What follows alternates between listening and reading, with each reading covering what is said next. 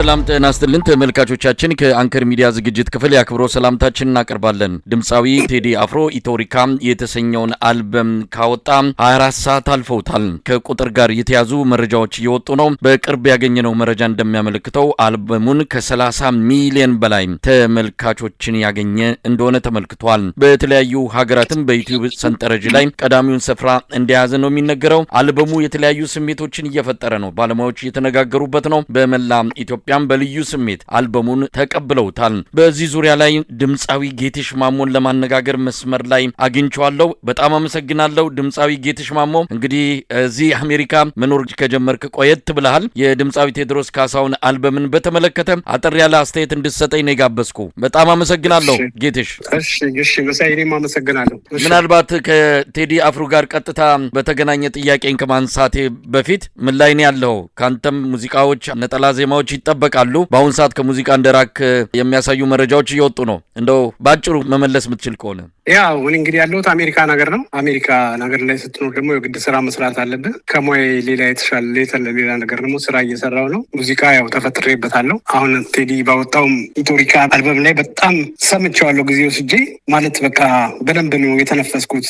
የውስጤን ነው ያደረገለው የሰራው። እንግዲህ ያው ቴዲ አፍሮ የአሁን ልጅ አይደለም፣ የቀደመ ነው። ከእድሜው በላይ የቀደመ ነው። በጥበቡ የሚገርም ነገር ነው። በቃ የሚገርም ነገር ነው። በተለይ ዳስጣል የሚለው ዘፈን ላይ ብዙ ነገሮችን ጽፏል። በዝምታ የተቀመጠው ህዝብ ቀስ በቀስ እየተበላ እያለቀ እንደሆነ፣ ስለ አዲስ አበባ ጉዳይ እውነት የአዲስ አበባ ነገር እንትን ይላል። አሁን ለምሳሌ ልንገር፣ እኔ አዲስ አበባ ልጅ ነኝ። 4 ኪሎ ነው ተወልጄ ያደኩት። ለምን ለማ ለምን እንትን ሆነ ምናምን ሳይሆን ግን የዛ ግፍ ነው የተደረገበት ህዝቡ ላይ። በጣም ብዙ ደስ የማይል ነገሮች ነው የተደረጉት። ቴዲ አፍሮ ሁሉን ነገር ነው የገለጸው። ምን ብዬ ልንገር ከምነግርህ በላይ ማለት ልሜ ይስጠው። አንተ እንደ ጥበብ ሰው፣ እንደ ሙዚቀኛ፣ እንደ ገጣሚ፣ እንደ ዜማ ደራሲ ምናልባትም በኢትዮጵያ ከቅርብ ጊዜ ወዲህ በራሳቸው ሙሉ ሆነው ሙዚቃ ከሚሰሩ ባለሙያዎች አንዱ ተደርገህ የምትቆጠር የምትወሰድ ነህ። በብዙዎች አድናቆትን ያተረፍክ ድምጻዊ እንደሆነ ይታወቃል። በሙያ መነጽር ነው የምትመለከተው። እንግዲህ ይህ አልበም በአንድ ባለሙያ እንዳንተ ባለ ሲመዘን ምን አይነት ስራ ነው? አብዮተኛ አልበም ነው ብለን ብዙዎቻችን እንገልጸዋለን። በአንተ በዛ ደረጃ ሊገለጽ የሚችል ነው ወይስ ምን አይነት የጥበብ ስራ ነው ብለን የምትወስደው? ቴዲ አሁን እንትን ያደረገው ምን መሰለህ? የጠቅላላ የኢትዮጵያ ህዝብን ድምጽ ነው ያሰማው። ድምጽ ነው የተናገረው። ብሶት ነው የተናገረው። ቴዲ እኮ የሞላለት ነው። ዝም ብሎ መኖር ይችላል። ራሱን አሳልፎ ቤተሰቦቹን አሳልፎ ለኢትዮጵያ ህዝብ የሰጠ ጀግና ነው። ምንም ጥያቄ የለውም። በቃ ምንም ጥያቄ የለውም። ስለ ኢትዮጵያ ለማወቅ ደግሞ ስለ ኢትዮጵያነት ለመኖር አገሩን የሚመሩት ሰዎች ያውቃሉ።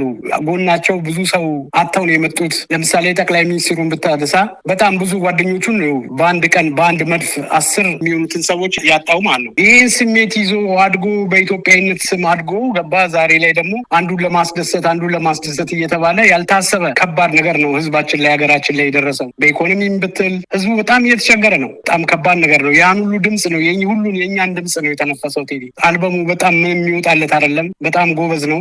እግዚአብሔር ይጠብቀው። ድምጻዊ ጌትሽ ምናልባት ዳስጣል የተሰኘውን ሙዚቃ ላይ አተኩረሃል። ያም ብዙ ስሜቶች የሚገለጹበት ብዙ መልእክቶችን የያዘ አዲስ አበባውያን፣ እናንተ የአዲስ አበባ ልጆች ምናልባት እኛ አዲስ አበባን ከናንተ ባሻገር በኢትዮጵያ ምልክትነቷ የኢትዮጵያ መናሪያነቷ ቀለማችን የምናይባት የጋራ ቤታችን የጋራ መኖሪያችን አዲስ አበባ ዛሬ በልማት ስም በኮሪደር ስም የደረሰባትን የታሪክ መጥፋት ስናስበው እንደ አንድ ኢትዮጵያዊ የሚፈጥርብን ስሜት ይኖራል። እናንተ ደግሞ እዛ ተወልዳችሁ አድጋችሁ ይህንን የሚተነፍስ ወቅትና አጋጣሚ እየጠበቃችሁ ሊሆን ይችላል። ዛሬ ቴዲ ያንን ነገር አሰምቷል። ይሄ ዘፈን ዳስጣል የተባለው ምን አይነት መልእክቶችን ነው እንደው በአጠቃላይ የያዘው? ከአዲስ አበባ ጉዳይ ባሻገር ከሰንደቁ ጉዳይ ባሻገር ታሪካችንን ከማጣታችን ባሻገር ባይተዋር በተደረግንበት በገዛ መሬታችን እነዚህን ጉዳዮች ሁሉ እንዳነሳ ነው በግል የምንረዳው። ዳስጣል ላይ ብዙ መልእክቶች አሉት። በዝምታ እንዳለቀ 12ቱን በግ አንድ ነብር እንደበላ በአንዴ እኮ አንድ ነብር 12 በግ አይበላም እኮ።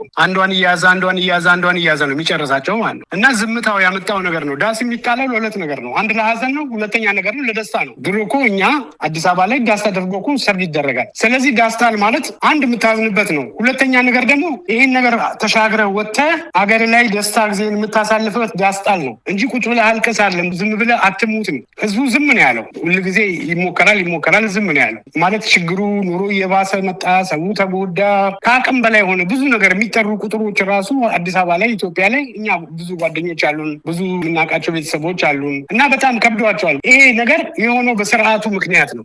ለነብስ ቢሆን አተሳሳ ነው ለአንድ ነፍሴ ብሏል እኮ እሱ። ከፈለጋችሁ ግደሉኝ ማለት ነው። እኔ ዝም አይደለም ነው። ከሀገር ወዳድ ከአንድ ጥበበኛ የሚጠበቅ ባህሪ ነው። ቴዎድሮስ ካሳሁን ዛሬ ብቻ አይደለም ስለ ኢትዮጵያ ሁል ጊዜ ቀኝ እጅ ነው። ይሄኛው ዘፈን በጣም ብዙ ነገር አለው፣ ብዙ ነገር አለው። ከዚህ በፊት ይቅር እንባባል ምናምን የሚል ነገር ነው የሚለው። በሰንደቋን ከፍ እናድርግ ምናምን ነው። ቢያንስ በይቅርታ የሚሸነፍ ነገር አለ ማለት ነው። ዛሬ ግን ሀገር ሞታለች እያለ ነው። በዝምታችን ሀገራችን እየፈረሰች ነው። በዝምታችን በየማይሆን ነገር ውስጥ ሀገራችን እየገባች ነው። ዝምታ አይበጅም እያለ ነው እና በጣም ከባድ ነገር ነው። እኔ በጣም ለሱ ያለኝ ክብር ትልቅ ነው። እንደው ድምፃዊ ጌትሽ በቅርበት ትተዋወቃላችሁ ከቴዲ አፍሮ ጋር። ሰሞኑንም በተለይ በብልጽግና መንደር አካባቢ በሰፊው እንደ አንድ ጉዳይ አድርገው ሲያነሱት ነበር።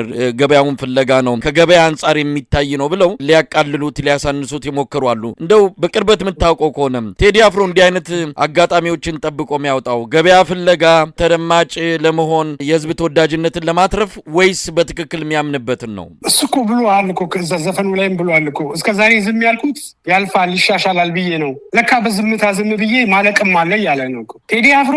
እንደዚህ ገበያ ገንዘብ ምናምን አይደለም። ኦልሬዲ እኮ ገንዘብ አለው እሱ። ምንም ችግር የለበትም፣ የገንዘብ ችግር የለበትም። ባለው ነገር መኖር ይችላል ከቤተሰቦቹ ጋር። በዛ ላይ ደግሞ ጥሩ ጭንቅላት ያለው ልጅ ነው። ብዙ አይዲያዎች ልክ እንደ ዘፈኑም ሌላም ነገር ክሬት ማድረግ ይችላል። እንደዚህ የሚሉት ራሳቸው ለገንዘብ የኖሩ ለሆዳቸው የኖሩ ሆዳደሮች ናቸው። ሲጀመር ምን ሰው አለ አሁን? ምንም ሰው አለ እዚህ ይሄ መንግስት ምን ሰው አለው ሲጀመር? ካሙዙን ምክር ቤት ታስገባ ከሆነ እኮ አለቀ።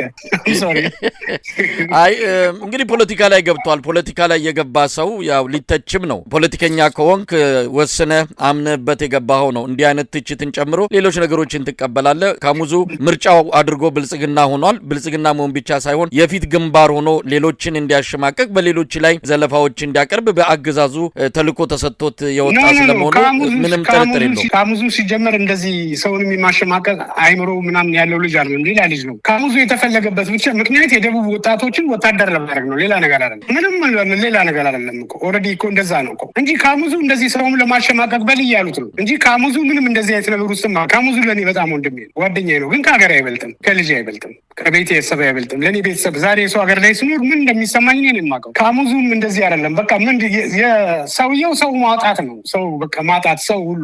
እኔ ደስ ያለኝ የቴዲ አፍሮ ዘፈን በይበልጥ ካስተላለፈው ነገር ሚሳኤል አይደለም የሚተኩሰው ምናምን ይላሉ። ሚሳኤል ይለቅ ነው ምናምን ይላሉ። ለእኔ ሚሳኤል ነው። ቢያንስ ከብልጽግና ጋር የኢትዮጵያ ሕዝብ እንዳልሆነ ያሳየ ዘፈን ነው። የራሱ የዚህ አገዛዙ ደጋፊዎች ናቸው እኮ ኦልሬዲ ፕሮሞት እያደረጉት ያሉት። ግን በነገራችን ላይ ዳስጣል እያለን ደግሞ ብለን ስንነሳ መዘናጋት የለብንም። ከጀርባም ራሳቸው ፕሮሞት አድርገው ምናልባት እንግዲህ ሀገር ውስጥ ደግሞ የሆነ ቦታ ሄደው በድሮን ሰው ለማጥፋት ይሆናል ሀሳባችንን እዚህ ላይ ስናደርግ ሰው ሲል ብቻ ሁሉም የራሱ እንዳስ በደንብ ይጠብቅ።